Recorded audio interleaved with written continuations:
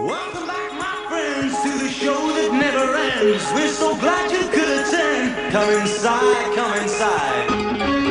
Welcome back to The Price of Business. I am your host, Kevin Price, talking to you about you and your business. I'm going to go quickly to Lynn Fisher. He is with one of my favorite companies out there. That's called Baker Communications. Lynn, how are you, buddy? I'm doing great, Kevin. How are you? I'm doing great, and I tell you, your ongoing series has inspired me, you know, and you begin to think God is talking to you when you have a series that you've been doing on the realities of what time management is really about, and really is about owning your day and owning your life is what it's really about, and you've been teaching us that, and a good friend of mine named Steve Chandler, as an author of several books, and whenever he has a new book comes out, he sends me the new one. His new book is called Time Warriors, and it looks like he has been listening to our ongoing series, to be perfectly honest with you. And so apparently God's telling me something. Good to have you on. Yeah, thanks, Kevin. And you know what?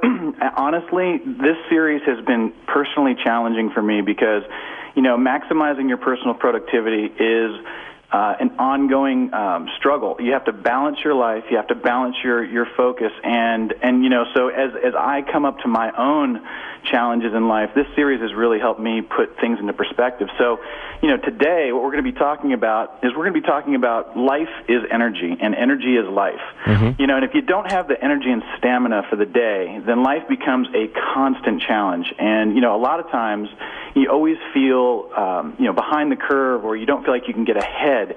And a lot of it has to do with the fact that your core building block of getting things done is not present, your energy. So have you ever felt like you just can't get ahead, or, you know, ever felt like you didn't have enough energy to meet the demands of the day? Absolutely. Yeah, exactly. And so, you know, when you look at your every day these days, it seems. Anyway, go ahead. Exactly. So when you look at your life's energy, you know, you look at it in four key areas, or at least we do, and it's mind, body, spirit, and emotions. And each key area is really a focal point in balancing your life's energy and increasing it.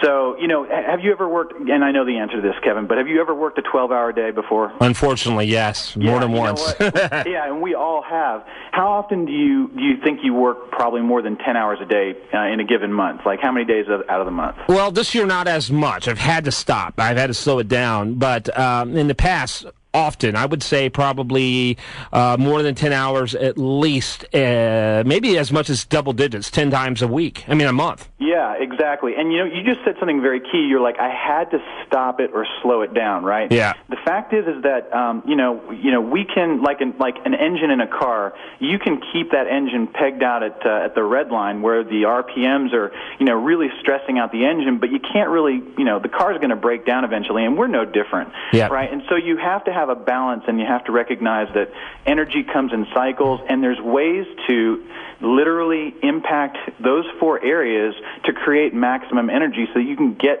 to focusing on what you need to get done and have a fulfilled life that, you know, is full of energy and full of time for friends and family and everything else. Awesome. Let's talk a little bit about how to do that. Give us that strategy. Sure. So let's talk about those four areas. Basically, but before I go to that point, let me just make one statement, or let me ask you one question. Do you think that you can consistently work 60-hour weeks? Is it possible for somebody to do? Possible, but for how long, I don't know. And I would venture to say that at some point, the quality of the work at 60 hours would be less than 40 hours. Yeah, and you're right. There is a diminishing point of return on this. You know, the answer is actually yes. It is possible, but at what cost? Mm-hmm. Can it be healthy? Can the formula for balancing this type of pace be possible? And the answer is yes, but the reality is that other areas in life must suffer. You know, there's always a give and take and a cost to, you know, anything that you expend. So it can actually be done, but for those of us who can work 60 hours consistently, generally the profile of that person is they don't have a large family or immediate family. They're not married with kids. They're, you know, single generally. They have a very, very passionate job. In other words, their life's passion is their job. Some people aren't fortunate enough to work inside of their passion, you know, and so that becomes an elusive pace. But it is possible. But I just want to make sure that some people know that you can balance your life in a way that can get you to that high output, but that it always is going to come at some cost. Right. So what are the areas that we're looking at? So first of all, again, when you're looking at your the 3 steps that are easy to take is to one that recognizing that energy is life. If you don't have energy to accomplish life, then you're not going to live a fulfilled life, and you probably won't accomplish the things that you want to accomplish. So managing your energy based on those building blocks is important. And then understanding you have compartmentalized areas in your life that require different levels of energy is really important. Doing one set of tasks is not going to, drain you as others. So the question becomes, how do you use and replenish your energy on a daily basis? And I don't know about you, but I get this stuff and I try to live by it, but I don't think of these, these factors throughout my day in terms of if I'm being successful or have the energy to be successful. So, when you look at these 4 areas, mind, body, spirit, and emotion, the mind, and these things are in order. So your mind is where it all starts. Your mental state basically gives you your foundation. The second thing is your body. Like, how prepared is your body? How rested? How well fed? Is that component? Then your spirit, or in other words, your passion for life, the things that you find fulfilling, is directly related to your mental state and the condition of your body. And then the final piece, which is your emotions, is how do you feel about your mind, about your body, and about your passions or your spirit. So when you understand these 4 components or compartmentalizations, you can actually start breaking it down a little bit. Mm-hmm. So, as far as, from the perspective of your mind, building mental strength and confidence is really important. And understanding, that, we talked, I think, last week, you and I are both multitaskers, and I really have to work to curb that. But, trying not to multitask and staying so hard. So hard. It really is, because we're being bombarded by so much so often, and, you want to keep all the plates spinning in the air, but staying... Hey, look how cool this looks.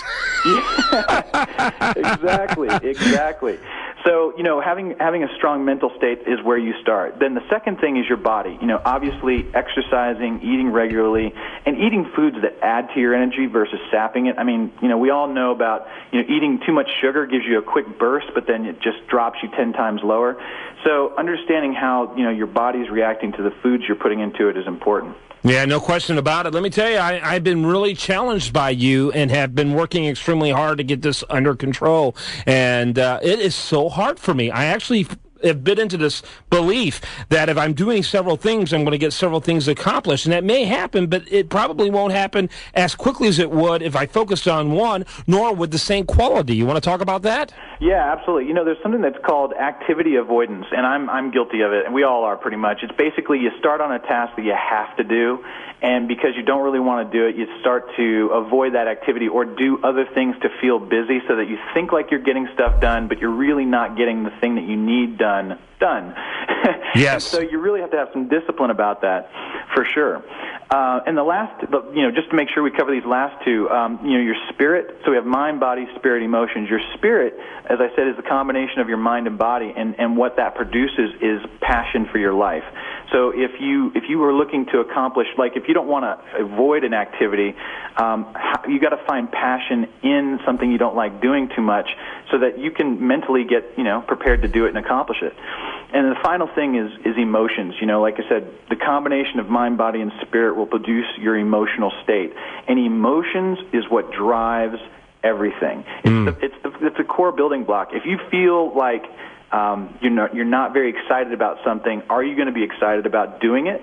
Probably not. Mm-hmm. So it's all about how you feel. So if you can focus in on your mind, body, and spirit in those ways, then you can elevate your emotion to get more done. Great stuff from the one and only Len Fisher. He's the vice president over there at Baker Communications. I tell you, you and Walter do a fantastic job, and I always look forward to this highlight of my week to become better informed. And I encourage people to check him out at BakerCommunications.com. That's BakerCommunications.com. The number real quick over there? It's 713-627-7700. Hey, I loved it. Thanks so much, my friend. You bet, Kevin. Always great to be with you. Have a great week. You did an awesome job, as always. And when we come back, we're going to talk about some of the things that you can also check on the radio. We're going to have the host of 2 other programs that are part of this program, which is The Price of Business, on Talk 650, powered by CBS Radio.